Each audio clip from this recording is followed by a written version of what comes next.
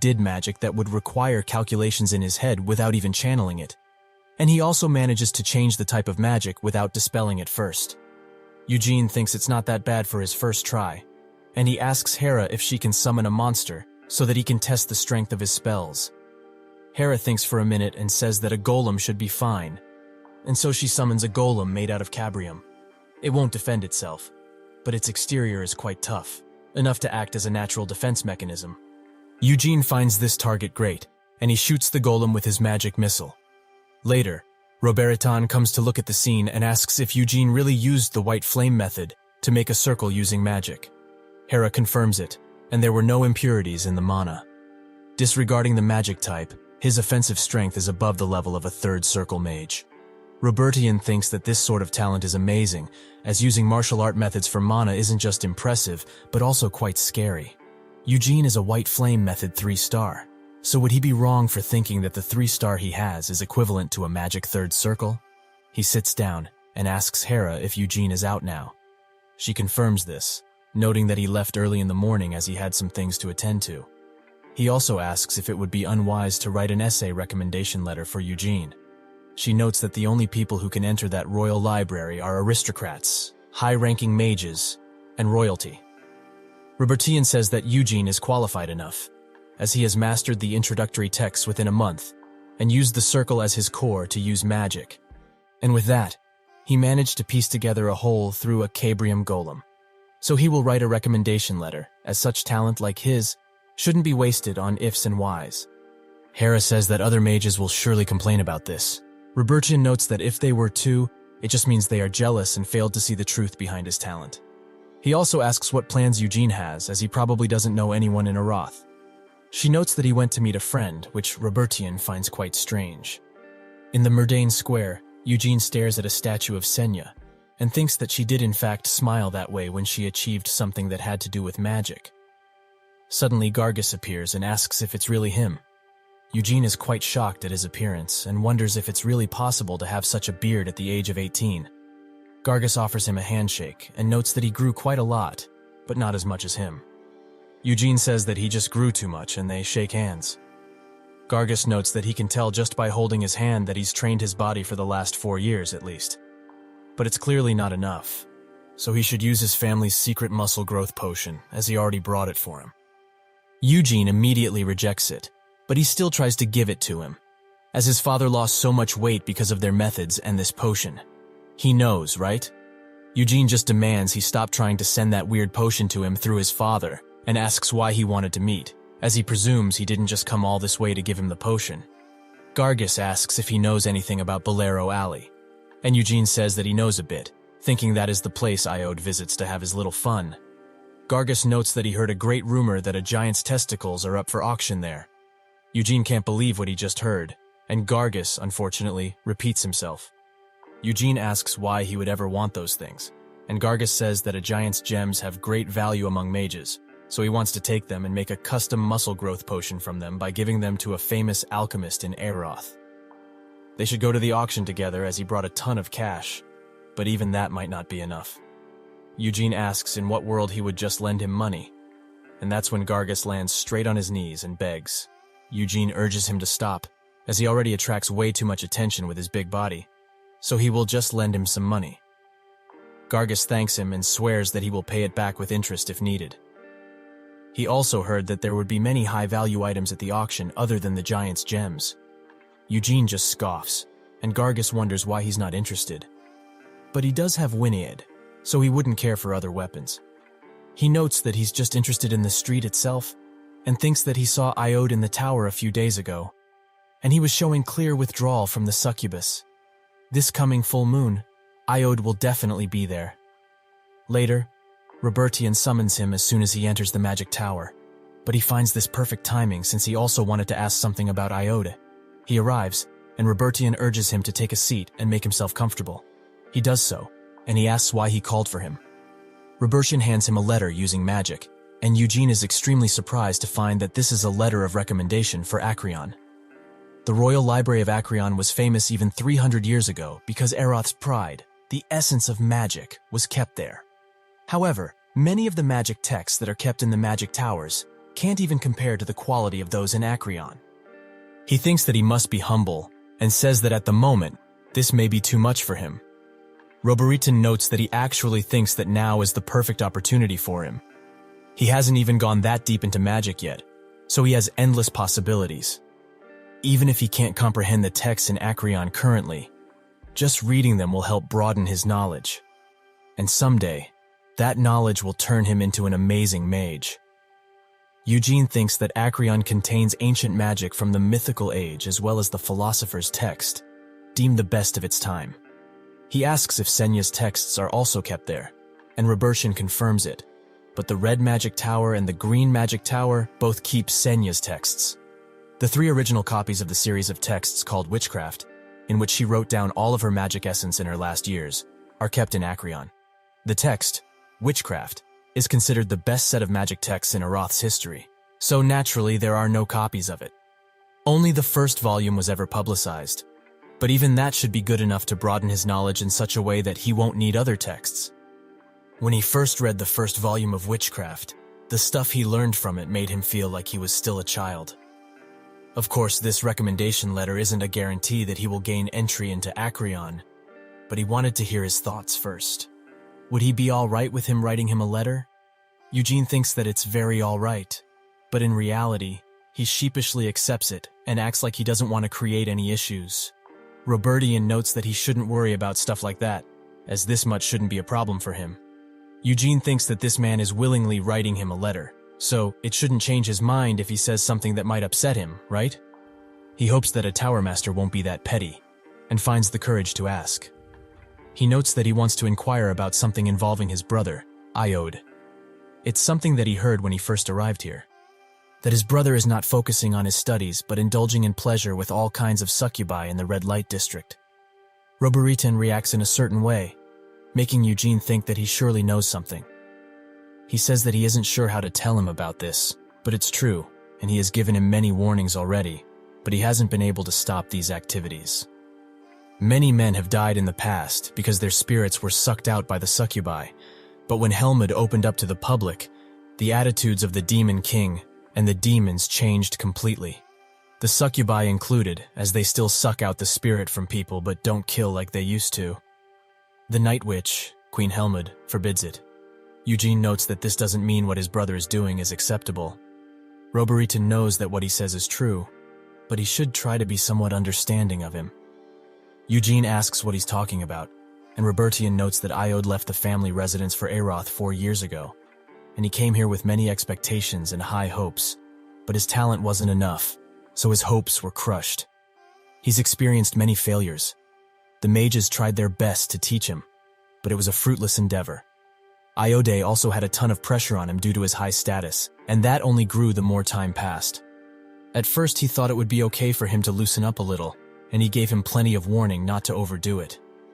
Eugene thinks that it's not like he doesn't understand this, as he knows very well how it was to live in the main family residence, as he's done so for 4 years. Between the temperamental Theonis as well as the cunning Anisilla and the twins who had plenty of talent, Iode faced way too much pressure for someone as young as himself. The only reason he still stays in the Red Magic Tower, despite the many criticisms people throw at him, is most likely because it's much better here than in the suffocating main family residence. He knows the situation here is pitiful, but messing around with succubi is just crossing the line. Even if they have changed somewhat, demons are still demons at the end of the day. They can never coexist alongside humans, ever. He will just have to see for himself exactly what he does with those succubi. On the night of the full moon, at Bolero Alley, Gargus and Eugene, who are now disguised, walk the streets. Gargus asks why they need to use transformation magic like this, and Eugene notes that they are children of the main family. So if they were seen in this dirty and evil place, rumors would certainly spread. Gargus says that he's right, and that's when a magic device rings inside Eugene's pocket, and he picks it up.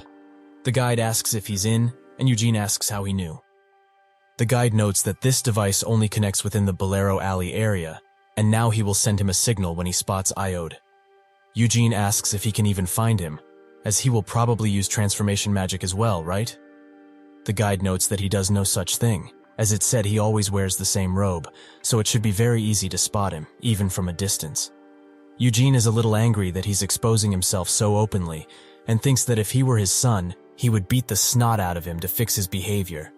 Gargus says that he told him he had other business around here, but Eugene notes that he will get to it on his own, as right now they have an auction to attend. Boldero Alley holds a ton of auctions, but they all follow the same simple rule: anonymous bidding. Other than companions, everyone is guided to their own separate rooms, and bidders cannot be identified by any means. A masked man shows them how the auction works, with the center button allowing them to bid, the left for any assistance, and the right if they wish to increase the bid. With that, he wishes them good luck and leaves. They sit down, and Gargus says that he thought he wouldn't be interested in the auction. Eugene notes that he needs something to pass the time with, and he's quite curious as to what exactly will be auctioned. The screen in front of them unveils the auctioneer, who thanks everyone for coming all the way here on this beautiful full moon night.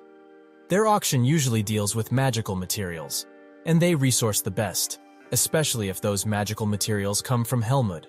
Their first item is the Horn of Balarex, and the bidding will start at 10 million cells. They go through countless precious materials, like the fruit of Prosia, the root of a mandrake, or even the flower bud of a Uzrak. Eugene sighs and asks if what he's looking for will even be here.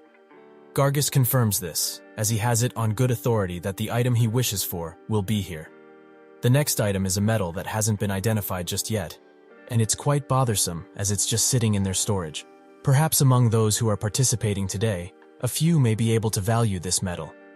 Eugene says that he's putting more emphasis on this item than the other ones, and the auctioneer says that this metal was found in Helmud's Khazard Hills. When touched by the moonlight, it emits a beautiful light. But other than that, it holds no purpose, as it's too hard to be processed and doesn't receive any sort of mana either. If one has a bed placed by the window, it may serve as a great piece of decor, as the light it emits when it touches the moonlight is very beautiful. The box with the item slowly opens, and Eugene notices what it is, so he instantly smashes the bidding button. Gargus is quite surprised, and the auctioneer asks how much he would like to bid. Eugene says 1 million cells, and thinks that he didn't know such an item would be here. A dull-colored blade, basically destruction in the form of a single blade, one that hasn't been recorded in history. This is a shard of the Moonlight Sword. He wins the item easily, and Gargius asks why he would even want something so useless in the first place. Eugene picks it up and confirms that this is indeed a fragment of the Moonlight Sword. The place where they found it, Khazard Hills, is where they found the Moonlight Sword in his past life, as they found it in the heart of an underground dungeon. Did Vermouth perhaps go back and seal it there when he was leaving Helmut? It is true that this sword is way too dangerous, as that sword only recognized Vermouth as its owner, and created mass destruction whenever it was swung. Perhaps Vermouth recognized this as well, and decided that it would be best if he just destroyed it. He initially hoped that the fragment would still contain some power, but it's empty. It doesn't emit any sort of energy like it did 300 years ago, and now it's just a silent rock. He puts it in his pocket, and that's when the guide calls him, as he's spotted Iode. He tells Gargus he's leaving now, who asks if he won't stay to watch the rest. Eugene declines the offer, and says that he will leave his card with him so that he can bid on his item. He gets out on the street and asks the guide for directions, who tells him that if he goes north, there should be a shop called Rafflesia. That should be the place. Eugene arrives at the location, and 2 large demons ask if he's a customer. He thinks that this is his first time seeing one after reincarnating, and in his past life, he would have slain them both before their eyes could even meet. He says that he would like passage inside, and the demons explain that the entry fee is 2,000 cells, with the fee being adjusted on the time taken and the type of dream he wants. Does he still want to enter? Eugene hands them 2 bills, and they welcome him with open arms. Inside, many men are mingling with plenty of succubi, and he sits down, thinking that Iode doesn't seem to be here. He asks the succubus, who just served him, where he can dream, and she smiles, saying that he must be in quite a hurry. She finds him quite adorable, and it's probably his first time here, right? He can dream in the basement rooms, but first he should have a drink, as he would express his desires more honestly, if he were to do so. Eugene rejects the alcohol and wants to make his way down already. The succubus thinks that what he wants may be too embarrassing for him to say here, so they should make their way to a bedroom. While they walk towards one, Eugene says that it's quite scary, as he hasn't done anything like this before. The succubus says that he shouldn't worry about a thing, as they will just take a bit of his energy, and he will just be slightly tired the next day. Eugene assessed how they built this basement up until now, and thinks that his job here is done. He hands her a bill, and says that he only wants to sleep in his bed, so he will just pay for the drink. The succubus accepts him but finds him quite strange. He also asks for the nearest exit, and she points him to one that leads to a restaurant. Eugene gets out and tells Incubus that he wants the best of the food menu and plenty of meat. While having his meal, Eugene spots someone being dragged around. It's that rat bastard Iode. Eugene looks at that sorry sight of a man and wonders how the eldest son of the Lionheart family, descendants of the great Vermouth, managed to not only mingle with succubi, but also receive support from the demons. They continue to drag him out, and Eugene slowly begins following them, wondering where they could be dragging him out. They move to a dark alley and drag him into an inconspicuous building. Eugene notices and tries to enter, but that's when 3 men get in front of him and demand he get out of here or else. Eugene asks what this place is, and that's when the bulkier of the 3 grabs him by the neck and tells him to get lost, as this is no joking matter. Eugene grabs his hand and notes that it does indeed seem like he's joking around. He punches him right in the chin, sending the harasser right back to his men. The other 2 pull their weapons out and get ready to avenge their fallen comrade. They both strike at the same time, but Eugene is too swift, so with a single hand, take care of them both. He tries to ask them what this place is, but he didn't notice he knocked them out cold, so he just decides to go inside himself to find out. Instead of opening the door silently, he chooses to kick it open and notices that the smoke inside seems to be because of some drugs. Is Iode indulging in that as well? Some people spot him and ask how he got in, as there were supposed to be guards waiting outside. Eugene finds the combination of a beastman, human, and demon doing drugs together quite funny, given the racial harmony they have here. They rush to eliminate this intruder, but with 3 swift magic missiles, he takes care of them. Eugene asks where Iode is, but he's hesitant to answer. Eugene draws out his sword and says that he doesn't need to answer anymore, as he will just find him by his lonesome. Out of the sword, blasts of air come out and travel throughout the building, but there seems to be nothing here. Eugene thinks that with the first and second levels of this place cleared out, the only logical place where Iode would be is the 3rd level. He blasts the floor open and rises himself with the wind through it. There is only one room on this level, so Iode must be inside. Something red begins emanating from the door, and Eugene notices, so he pulls out the moonlight sword fragment. The door blasts open with a dark and evil beam, but the fragment protects Eugene quite well, as even in this lowly form, its characteristic of absorbing mana is still here. Someone comes out of the room, and Eugene notes that what he just used was dark magic. Isn't that right? The man thinks that the beam he sent was supposed to kill him, but something powerful managed to block it. What could it be? Gillard has told them specifically countless times that they should never get involved with dark magic, yet his very firstborn, Vermouth's own bloodline, dared to do this. He tells the man that he won't chase him or look for him if he leaves. He should go away, as he's giving him this one chance. Eugene starts spinning his stars into a circular shape, and white flames emanate from his body. The Dark Wizard didn't expect to see such a technique here, and suddenly the demons that dragged Iode in came out. Eugene finds their presence quite funny, and they extend their fingers into grotesque claws, so he also gets ready to fight. They both charge at the same time, but with the help of Winid, Eugene manages to summon a small tornado that cuts one of the demons everywhere. The other rushes to end the fight after seeing this, but when he's just about to strike, Eugene cuts his hand and pushes him into the wall. The transformation spell he used to hide himself slowly fades, and the Dark Wizard can't believe his eyes. Is this man really Eugene Lionheart? He notes that if he knows, he must also know that now he must get out of his way.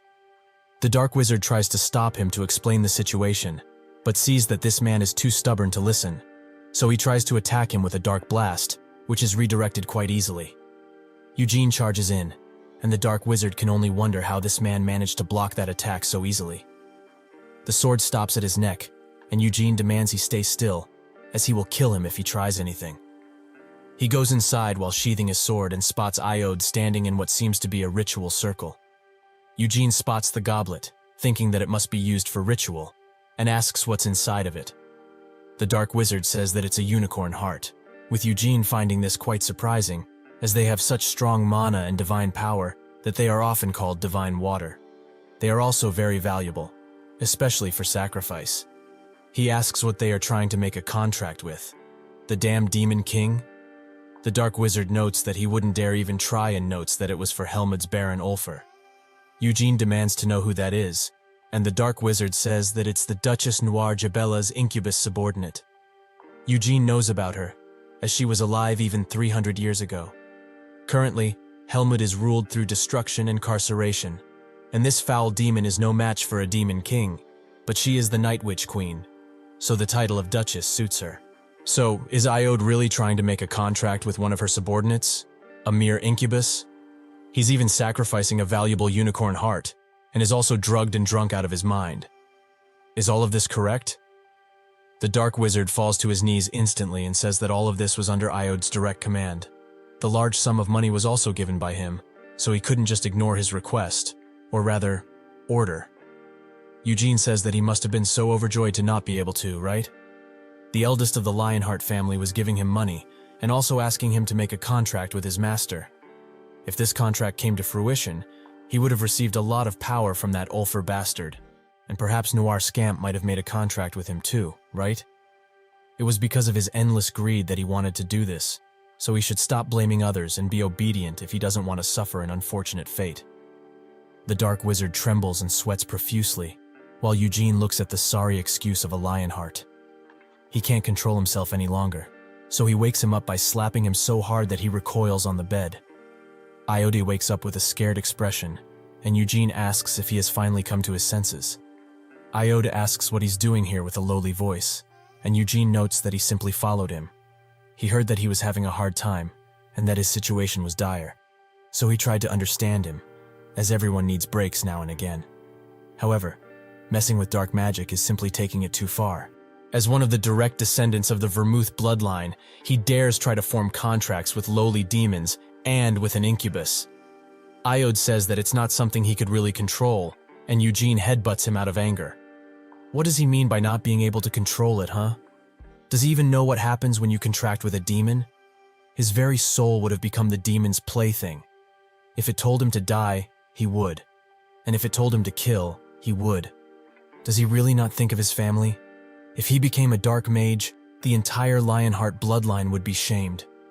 But that's not even the half of it, as the demon he contracted with could have simply ordered him to kill his own family and steal their treasures. Iode notes that they said he doesn't need to follow orders that go against his ethics. They promised this after all. Eugene asks if he was dropped on the head while he was little, as demons are not dragons or elves, so promises mean jack to them. Yes, he doesn't need to follow every order if he's willing to risk his life to disobey them. But could he really control that? He, who couldn't even get his act together, escaped reality by indulging in alcohol and dreams. Iode sits in silence for a second and, with teary eyes, asks what he knows for him to insult him like this. Eugene finds it funny that he stood up for himself and says he should just tell him about his worries. Iode explains that he doesn't know what it's like, as since 4 years ago, he's been the center of attention. As the adopted son, he got the support of the patriarch with everything he did, so he shouldn't talk with him like he knows.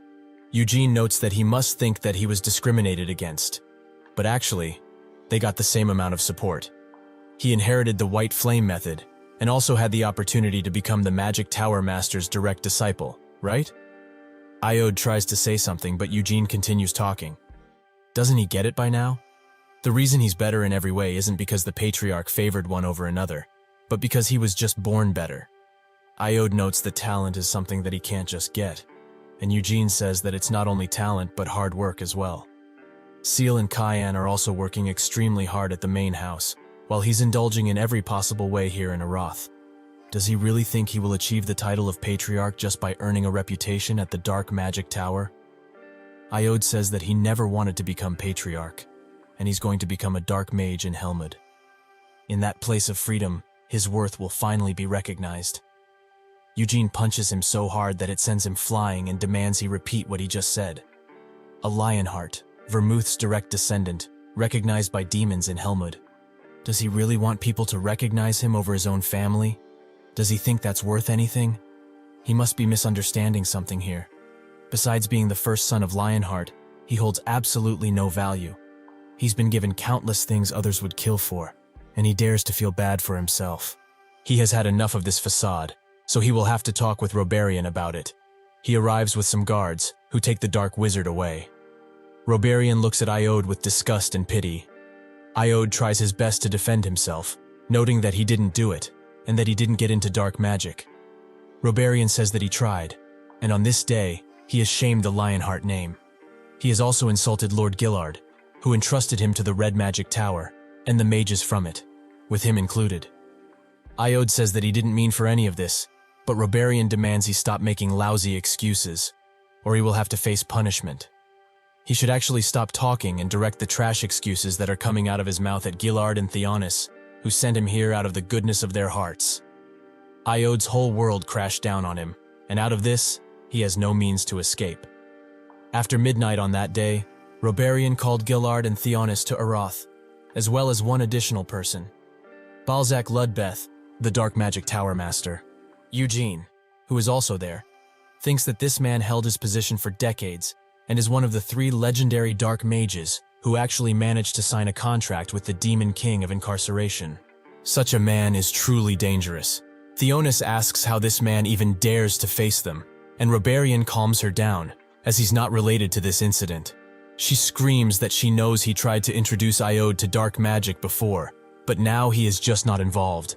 How can she believe something like this? Balzac says that the Dark Magic Tower isn't directly responsible for all the dark mages in Aroth.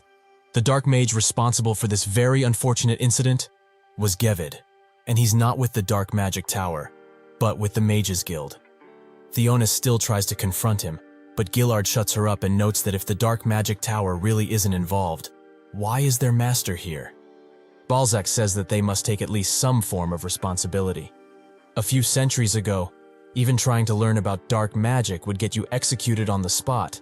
But after the Great Vermouth came to an agreement with the Demon King of Incarceration, people were allowed to do as they pleased. The present is much different than the past, as introducing black magic and making contracts are no longer crimes, so he simply wants to respect the Lionheart family's wishes. Gillard says that his words came out as unpleasant, as it sounds like he's humbling himself before them, even though he doesn't need to. Balzac agrees, but he also doesn't want to have the Lionheart family as an enemy because of a simple incident, so he's here to take responsibility. The drug charges will be judged by Aroth's laws, with everyone at the drug den being imprisoned, and sanctions will also be imposed on the succubi. Theonis asks what kind of responsibility this is, and Balzac notes that for his crimes, Baron Ulfer, the incubus contracted with Gevin, will have his head cut off. He summons a ball of dark energy and says that the Demon King of Imprisonment has something to say.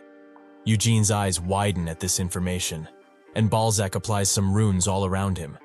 He notes that the Demon King is greatly displeased that Vermouth's direct descendants, who he cherishes very dearly, have become the target of objections. That is why he has decided with heavy heart that Ulfer's head will come off. Eugene begins to shake uncontrollably, filled with rage. Did that bastard of a Demon King really act like he cherishes the Vermouth family? Gillard is filled with the same rage, and Balzac bows his head and apologizes again as the Dark Magic Tower and the Demon King of Incarceration are trying to appease their displeasure. With a final bow, he wishes them farewell, but before leaving, he looks at Eugene and smiles. Gillard doesn't know what to make of this situation, and politely asks Eugene to leave the room, who does so instantly. He apologizes to Roberian for committing such a grave mistake against him, and notes that all of this happened because of his negligence. Roberian says that's not the case, as it's his fault he was too rash with Iode. Gillard notes that Iode will be sent back to the main family residence, and Theonis's face drops. She tries to plead with him. There's no real reason he needs to be sent back, as he hasn't even touched black magic, right? Since this is the first time he's made this mistake, she's sure he won't do it again. So couldn't they just let him stay here? Gillard notes that in the entire 300-year history of the Lionhearts, not once has the main family produced any dark mages. He will not change his decision, as even if Iode is his son, he has tainted the family name, so we can no longer allow him to stay here in Aroth, Theonis notes that there's nothing for Iode back at the family residence. Seal and Kyan are there, and while Iode was here, they were both acknowledged by the main family members. There's no place for Iode back there. He must stay in Eroth no matter what it takes. She says that he has done absolutely nothing for Iode, and only worshipped that bastard of a woman, Anisilla, her children, and the adopted brat. Gillard asks if that's really what she truly thinks, as he gave all of the children whatever they wished for without discrimination. He also sent Iode here because he wanted to learn magic. Theonis slams the table and says that if he really cared about Iode, he would have done anything to make him a Robarian's pupil. If he was that worried he might stray away, he should have sent someone to monitor him. Gillard, with heavy breath and a show of weakness, demands she stop. Stop humiliating the Lionheart family more than she already has.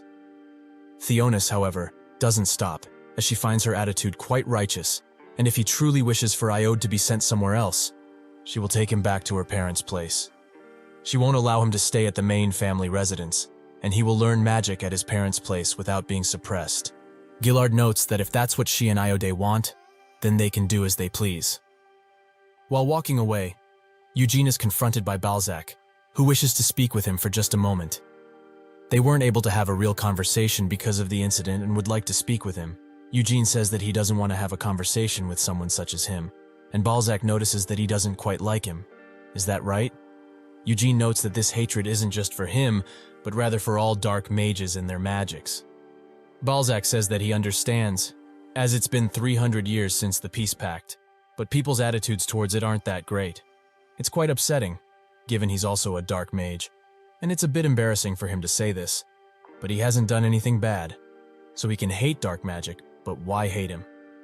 Eugene just looks at him, and isn't even thinking of accepting the handshake, so Balzac gives up and notes that he heard about him and his achievements during the succession ritual, and recently he has also done great with magic, which warranted his receiving a recommendation for Acreon. He couldn't tell him what he's about to say in there, but with the responsibilities he agreed to bear, there's something that might benefit him. Eugene demands to know what he was talking about, and Balzac says that it's hard to get into Acreon even with a recommendation letter from anyone, as other magic tower masters and mages will reject it should they find him unqualified. So, as a show of good faith, he will also write him a letter of recommendation. Eugene wants to know why he would go to this extent, and Balzac notes he's just interested in his talents, and doesn't hold a great relationship with the Red Magic Tower Master, Robarian. He holds no ill will towards him, but he hates him just because he's a dark mage. If he were to support his already existing recommendation as the Dark Magic Tower Master, at the very least he wouldn't hate him as much, right? And this will also improve his reputation with the Lionheart family. Eugene notes that if he ever writes it, he will graciously take it, but he shouldn't expect to be friendlier with him. Balzac says that if he doesn't hate him any more than he hates him now, that's plenty enough for him. That is all he had to say, so he turns his back away to leave. Eugene asks him one final question. Did he really have no involvement with his brother's situation? Balzac stops and explains that he's a proud dark mage, and unskilled dark mages shame dark magic as a whole with their puny existences. Even if that person was the Lionheart direct successor, he wouldn't have given them any opportunity unless they showed incredible talent. He hopes that reply was satisfactory enough. Eugene thinks of Iode and how downright pathetic he has become throughout the years. He sits in his room and looks at the unicorn heart. Gillard gave it to him as a reward for stopping Iode from doing something so shameful, but how should he use it? There are many ways, but taking the mana directly is the easiest and most convenient method. He notices that its condition is quite good, and despite it being the heart of a beast, it has few impurities. He begins absorbing the mana, and thinks that, at the rate he's going now, he will be a 4 before he even reaches 20. The Lionheart family would be shocked, as in their 300-year history, nobody has reached 4 stars in becoming an adult. Kian and Gillard are both 6 stars, which already qualifies a person as one of the strongest people in the entire nation. He will learn this, so he might as well try to become a 5-star. He will put Hamel's every experience into the white flame method Vermouth himself created. Later, he meets with Gargus, who notes that the giant's gems were 30 million cells. Eugene finds this quite shocking, but Gargus pushes him to the bank, as if they don't give the money by midnight, the item will be sold to the next bidder. At the public bank, The receptionist notices the extremely rare black card Eugene gave him, so he asks if he wouldn't like to create an account with this bank as well. Eugene swiftly denies it and leaves. Gargus notes that they should go back, as the item will be delivered to where he's staying once the money is deposited, so this is naturally the only chance for him to see a giant's gems so close. Eugene wonders who is insane enough to want something like that, but he has nothing else to do, so they should get going. Gargus thinks that this means he's interested and offers some of the essence to him. Eugene came along not because of the item, but rather because he's interested in the red flame method Gargus learned. He will see for himself how different it is from the white flame method. That's when he spots something, and his expression widens. He immediately jumps for it, and in a moment of desperation, he tries to reach something. There's no way that was just a vision, as he knows he saw that pointy hat and purple hair just now. He stops in the middle of the street, where Senya seems to be standing alone. Could this really be her? Eugene wonders what to say, as she looks the same as she did 300 years ago, but he's completely different. So will she really recognize him? If he tells her he's actually Hamel reincarnated as one of Vermouth's descendants, she won't believe it one bit. He tries to grab her hand, but it goes through her, as this is only a hallucination made from magic. She turns around, causing him to blush. She says only 2 words, "Found you," before disappearing entirely. Eugene thinks of her words and smiles. He found her as well, the real Senya Murdane. He ponders on a bridge and thinks that Senya is certainly alive if she came to find him like this. But how could she have known it was him? Did she see his soul like Tempest did? Or was it perhaps because of this necklace? If she truly knows about the reincarnation, sending a hallucination means that she's in a position that doesn't allow her to be here physically. The only thing that could force her to do that would be sealing. But did she do it herself or someone else? Perhaps it could be even the Demon King, but either way, she can't come next to him. So he gets it. She found him first, but now, he will have to find her in return. Gargus comes next to him and asks why he ran in such a hurry. Eugene notes that it's nothing for him to worry about, and they should get going already. He tells him about his wishes to see the red flame method, as he has learned the white flame method, a much more potent and interesting method. Eugene notes that he's just curious about it. Gargus says that it's not that difficult to show, and rips his shirt off with his ripped body. Eugene asks if that really is necessary, and Gargus notes that it isn't, but it does help his mental quite a bit. He starts doing it, and Eugene asks if the core splits with this method. Gargus explains that if one were to use the original red flame method, the core wouldn't split, but his family has succeeded in increasing the stars of the red flame method to 5, thanks to the countless efforts of his ancestors, of course. As far as he knows, there are only a few branch families who attained 5 starts using the flame method taught to the branch families. He has also attained 2 starts recently. Eugene thinks that the flame method Gargus and his family use can only go up to 5, even though it's one of the top branch families. Even after hundreds of years of development, the red flame is still limited to 5 stars. The white flame method is reserved only for the main family, while the red flame is given to other families. That's why there is such a gigantic gap between the main and branch families, which will most likely never be closed. But he doesn't really get it, as Vermouth wasn't the type to be petty about things like this. He was going to try and learn the red flame method if it showed potential, but now, there's no need. Eugene excuses himself, and Gargus asks if he won't stay to see the giant's gems, which Eugene politely refuses to. In his research room, at the Red Magic Tower, he thinks that Senya's final magic texts are in Acreon, more specifically, witchcraft. Both Roberian and the Dark Magic Tower Master said they would write recommendations, so he can only be optimistic about entering Acreon. Senya has waited 300 years after all, so a little more won't hurt, right? He looks at the Moonlight Sword fragment, and thinks that if mana contacts it, the whole structure of mana breaks and disperses. However, with this fragment, he couldn't hope of dispersing high-class magic. But everything else is game, so he should have at it. If his mana doesn't break from that fragment, it means that his mana's unity will become much stronger than the white flame method limits. A trainee comes and tells Hera that countless explosions and vibrations have been heard from Eugene's training room for a few days now. She says that she will go to him, as she needs to do something for the Tower Master anyway. Hera arrives at his door and knocks, But that's when the whole room shakes. She rushes in, but she finds out Eugene is safe and sound, also shirtless. She asks what he's been doing, and he explains that he's only training mana along with his magic training. Hera finds it strange that he's training magic, as there is no magic circle in size.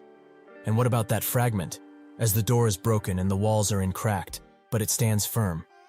Eugene shows her how he's been training, and summons a fireball alongside a few magic missiles. He shoots them at the fragment, which disperses them throughout the room. Hera is quite shocked, as he's using his core like a circle, almost perfectly at that. His mana unity has also become very strong, with his magic abilities being even more potent. She asks if he's practicing warfare magic, and Eugene explains that he's actually focusing on training the mana itself, and he's made some progress. He thinks that when he started, his mana would disperse before it even burst, but now, he can force the mana to stay together in order to create an explosion. Hera says that it's great he's training so diligently, and she came because someone told her there were explosions in the research room, so she came to check his condition. Eugene asks if she really came only because of that, and she says no, as the Tower Master wants to see him. Eugene picks up his clothes and asks if he's on the top floor, as he will go to meet him right away. Hera tells him that he isn't there, but actually inside of the Royal Library. Acreon. In Eroth's capital, Pentagon, the center is shaped was created by the 5 magic Tower Masters. That's also where Eroth's castle, Abram, sits. It is built in the middle of a big lake, so it cannot be reached without a boat, as magics have no effect in this place. This is because of the demon sealing circle that surrounds the area, which was gifted by Senya to the royal family as a token of friendship, and it stands even now, hundreds of years later. Eugene thinks that this is plain crazy, as he has come to understand a bit of magic since he came to Eroth, but it feels downright impossible to create such a gigantic circle. Hera asks if he would like to visit Abram, and he notes that he was just looking because it looks nice, as it's not a place one would visit only because they wanted to. She notes that his words are correct, as only the magic Tower Masters and high nobility are allowed inside. Even the Tower Masters can't use magic in there, and the only ones who can would be the royal family and the castle mages, who have sworn absolute loyalty to them. Eugene asks if the Tower Masters also didn't swear loyalty to the royal family, and Hera says they have, but they don't obey unreasonable orders, so the magic towers and Eroth have a mutual cooperation agreement. It's not the castle that holds a deep relationship with the magic towers, but rather, the parliament. The castle has its own group of mages, so the tower mages are typically for the parliament. But he shouldn't take this as the mages having something against each other or something, as they do not. They arrive at Acreon's doors, and Hera notes that 3 people disagreed with letting him inside. The Blue Tower Master, the Green, and the Mage Guild Tower Master. If he can somehow gain their recognition, he will be able to enter into Acreon easily. She also notes that this is as far as she can go, but she still wishes him luck, and urges him to not be nervous. Eugene thanks her for the kind words, and shortly after, he presents himself to everyone. The captain of the castle mages, Tremple Wizardor, Roberian, Generique Osman, the Green Magic Tower Master, Hiraduth Uzlan, the Blue Magic Tower Master, Melkith Elhaya, the White Tower Master, Balzac, and the Magic Guild Master, Edgard Gyron. Honain Abram, the first successor of Eroth, tells him to raise his head, and notes that he heard his name quite a lot these past few days, and always wanted to meet him. Eugene looks at him, and thinks that he's heard about him, that he is the first successor and a genius that reached 5 stars before reaching adulthood. The Blue Tower Master notes that he's heard plenty about him, but the Dark Magic and Red Magic Tower Master have also been advocating for him, quite aggressively at that. He is quite aware that he's talented, but magic and swordsmanship and magic are entirely different things. He thinks that this kid is only 17 and has only gotten into magic, so how does someone like that receive an Acreon recommendation? There is something behind this, surely. Roberian is an old friend of Lionheart's patriarch, and the Dark Magic Tower Master wants to get closer to the Lionhearts as to cover the recent incident. That must be it. Eugene says that he understands, but what needs to be done to make them let him inside? Roberian says that he only needs to show him magic, as the nobles and wise mages in this room will analyze him. The Blue Tower Master notes that originally, he would have to show them extensive research and things like this, but he presumes he doesn't hold anything of that nature, right? Eugene looks at them and notes that he's starting. He spins his stars and forms a circle, and they all assess him. The Magic Guild Master thinks that he's only been training his mana for 4 years, so he's definitely talented, if anything. The Green Tower Master thinks that this isn't enough, as there's a huge difference between mana management and magic understanding. Eugene summons a few spells and changes between them perfectly and seamlessly. Tremple watches closely and notes that for one to do what that child just did, they must have perfect understanding of magic. The Green Tower Master asks if he can use magic while also using the sword aura, and Eugene smiles. He pulls out Winid and maintains both perfectly. The Blue Tower Master notes that his circle is still intact, and even though he is using his core as a circle, it functions still, as a core should. Quite amazing for such a young lad. Roberian asks them what they think about him, and the Green Tower Master notes that they will have to discuss it thoroughly. Roberian agrees and asks Eugene to go outside for a little. With that, he leaves, and the Blue Tower Master immediately starts interrogating Roberian. Did he really not guide this child in any way? Roberian notes that he has told them multiple times already. He did not guide Eugene one bit, and that child has only read the Red Tower's introductory texts to study magic by himself. The Blue Tower Master wonders if it's really possible for one to read only introductory texts and achieve that level of understanding. Edgar notes that he's a Lionheart of the Kiel Empire, and also a descendant of the great Vermouth. It is know how great his blood still is throughout the continent, right? But what did they think, as he could sense that Eugene was a genius from the start? Melkith adds that Eugene showed them magic fit for a first circle, but its power far exceeds that. They probably all felt it, right? The purity of his mana, the preciseness of its arrangement, and most of all, the unity of his mana.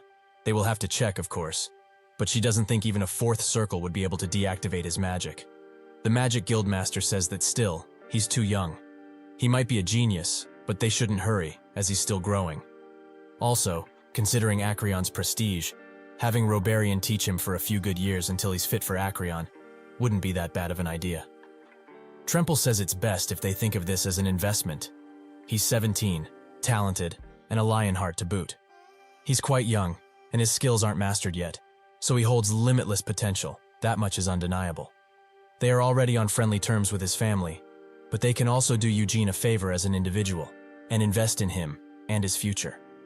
The Green Tower Master notes that even if he is this talented, he's still an adopted son of the family, so he won't become patriarch no matter what. Balzac says that one of the twins, specifically Cayenne, will become patriarch. Technically, Ioti is the rightful successor, but considering his recent shameful activity and his inferiority, he won't be able to contest the patriarch position at all. So, even though he can't become the patriarch, Eugene's foothold in the family shouldn't be scoffed at. Trample agrees, and Eugene will have to leave the main family at some point. If he gets married and has children, it's the Lionheart custom to move out of the main residence. They should invite him to Aeroth when that happens, as he will surely be skilled enough. And if they do this favor for him, he will become a dependable ally. Balzac says that Eugene also showed how skilled he was in the succession ritual that took place 4 years ago. Even the Lionheart family recognized his potential, and with the added support of Aeroth, he might actually be the second coming of the Great Vermouth. The Green Tower Master laughs and notes that he's praising them quite a lot, but can he say that his statements are his and his alone? Balzac asks what he could mean, and the Green Tower Master notes that he has a contract with the Demon King of Incarceration, so he's a tad curious if he holds any influence over his words. Balzac notes that the Demon King is a busy person, and besides, if he were speaking for him, he would have behaved quite differently, and would he more determined to use his power. The Blue Tower Master asks if that's really his power, and the room becomes filled with deadly killing intent. But Balzac apologizes for sounding aggressive, as he simply meant that he's very devoted to the Demon King and his wishes. Melkith says that they shouldn't stray away from the topic, and it doesn't seem that they will be reaching an agreement soon, so why don't they put it to a vote, as that kid is probably bored by now. Edgar notes that is probably for the best, and he will go first. He agrees with letting Eugene inside of Acreon. This royal library doesn't only hold magic texts of varying worths, but also texts left behind by many legendary mages who are a considerable foothold into the history of magic on each of its floors. Eugene notices that the walls are crammed with Aeroth's history, and it's more like a museum than a library. This place has 15 stories, and out of those, Senya's texts should be on floors 12 to 15. Melkith comes next to him, and he thinks that she's the best spiritualist of this time period, and the person who signed 2 simultaneous contracts with the 2 spirit kings for the first time in history. Even without the spiritual magic, she's still considered very great at normal magic. Eugene asks if they are done debating, and she notes that it is indeed over, as if they had to reach a unanimous agreement. This would have taken days. So they voted. 5 people have agreed to allow him entry, and 2 did not, with 1 being neutral. Eugene notes that the majority agreed, so he can go to the upper floors now, right? Melkith says that he can, but doesn't he want to know who agreed and who didn't? Eugene notes that he's not really interested, as all that matter is that the majority agreed. Melkith says that he's quite boring, and tells him that she was the one that was neutral. That doesn't mean that she disagrees with his entry, but she didn't want to be swept up in the argument. He sees their faces now, right? They look very pissed off. And it's true that they decided on votes, but they are going to be having another argument very soon. The Blue Tower Master looks at them and shakes his head. She notes that even though he's acting like this, he was one of the ones who agreed, which is quite unexpected, as he was very aggressive at first, wasn't he? But now, does he want to know who disagreed? Eugene notes that he doesn't really care, as he told her before. She still tells him. The Green Tower Master and the Mage Guild Master were the ones who disagreed. Eugene still doesn't care, which causes Melkith to be quite annoyed with him, as his reactions are too boring. Doesn't he want to be mad that they dared to reject a Lionheart, or something like that? Eugene says no, and walks away. She stops him, and says that the sword on his hip is Wynid, which is blessed by the kind of wind spirits, right? Eugene confirms it, and Melkith notes that she always wanted to form a contract with him, but he won't come to her no matter how much she begs.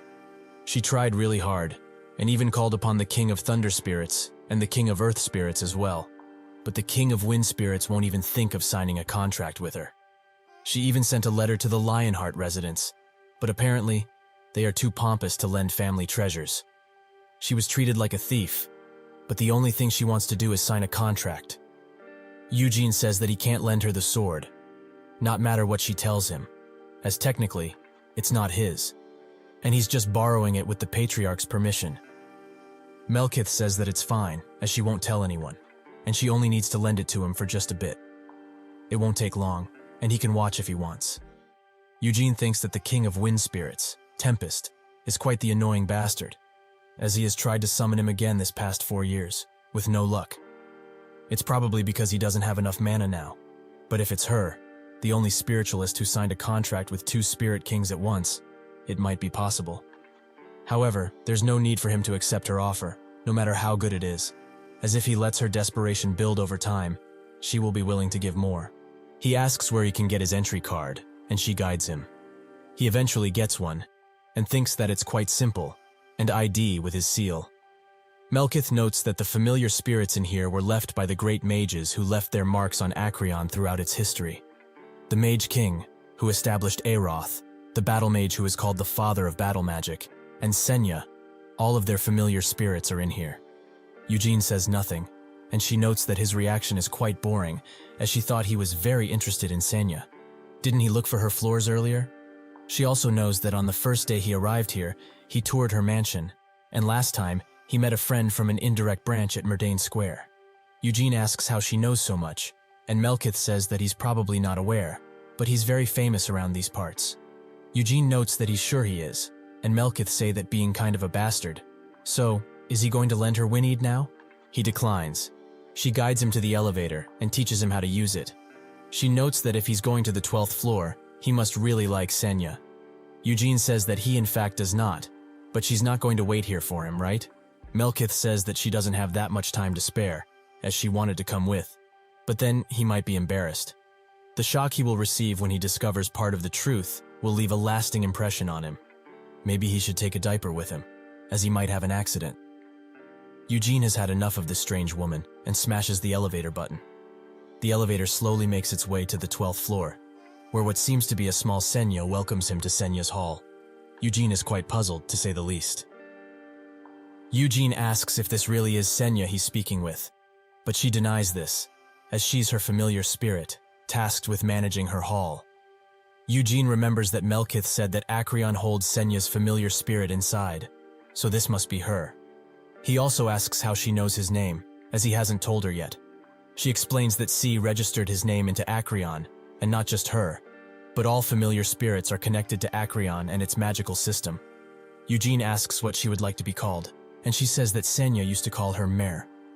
Eugene asks if that isn't the Mare, from her surname, Murdane. Mer says that he's right, and it's a nice and honorable name. Eugene thinks that making a familiar spirit that looks just like her, and also giving it part of her name is quite weird. What is she planning? Eugene notes that he doesn't know much about this place, but are familiar spirits usually like her, human-like, he means.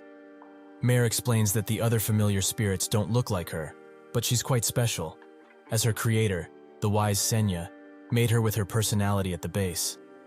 Eugene remembers that Robarian said that making a living thing is forbidden, and asks Mare if that isn't the case with her. She says technically she's not alive, as she doesn't have a soul like other beings, and her body was made from Senya's magic, with her real body being that giant ball. Eugene asks what that is, and she gets ready to explain diligently, before her hat falls off, so she embarrassingly crouches to pick it up. This thing is the essence of magic that Senya the Wise dedicated her whole life for, witchcraft. Eugene thinks that the magic texts are split into 3 parts, high, intermediate, and low, and they were finished right before she retired. But just how is that a book? Mare notes that books don't need to look like books, as that is just a common prejudice. Eugene finds her words quite annoying and confusing, but she finds it only natural that he doesn't understand, as even the magic tower masters failed to comprehend Senya's magic. Eugene stares at her and thinks that she's fully of pride, accompanied with a sneer on her face and that condescending attitude. She really took perfectly after Senya's personality. Eugene asks if Senya was like this until the very end, and Mare explains that she changed quite a bit, as this personality of hers is based on Senya's younger years. She became much more elegant and refined. However, she also didn't smile much, and only focused on researching and developing magic. Eugene finds that to be quite unbelievable, but he lets it go, and asks if her consciousness really is in there, inside of witchcraft. Mare notes that her consciousness is entirely made from the spells in witchcraft, and her purpose is to protect and manage it. She's been managing this hall for well over 200 years, under Senya's direct orders. Eugene approaches witchcraft